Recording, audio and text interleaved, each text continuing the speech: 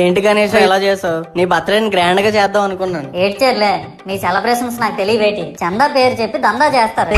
పైగా నా విగ్రహాన్ని కొనడానికి పెళ్లి సంబంధాల్లో పిల్లని చూడడానికి వెళ్ళినట్టు పొలోమను 10 మంది వెళ్తారు. అందులో ఒకడికి ఆ బొమ్మ నచ్చిందని, ఇంకోటికి ఈ బొమ్మ నచ్చిందని. నా కర్మ ఏంటంటే అక్కడ ఉన్నవన్నీ నా బొమ్మలే. మళ్ళీ తీరా 10 మందికి ఒక బొమ్మ నచ్చాక అమ్మేటోడు అలుసుగా తీసుకొని 10,000 15,000 అని బాంబు పేలుస్తాడు. ఎందుకురా బాబు ఇంత రేట్ అంటే, కలకత్తా నుంచి తెప్పించాం అంటాడు. నాకు అర్థం కానిది ఏంటంటే, ఎక్కడైతే నేను కలకత్తా నుంచి అయితే నాకన్నా మునగాడు వస్తాడా, అక్కడ కూడా నేనే కదా. సరేలే, జరిగిందేదో జరిగింది, నా భక్తులే కదా, కూల్ బ్రో అని చిల్లయ్యే లోపు నన్ను పందిర్లో పెట్టి ముసుగు తీసి నాకన్నా పొడుగున్నే సౌండ్ బాక్సులు 2 నా చెవులు పక్కన పెట్టి అని చెప్పి నా పాటలను కూనీ చేస్తాడు. ఇవన్నీ చూస్తూ 9 రాత్రులు గడిపాక సరేలే సాయంత్రం అనిపిస్తారులే అని కాలు మీద కాలు వేసుకొని కూర్చుంటే అప్పుడు మొదలవుతాదిరా నా నిమజ్జనం వ్యాన్ ముందు 90 వేసి నాగిని డాన్స్ చేస్తారు.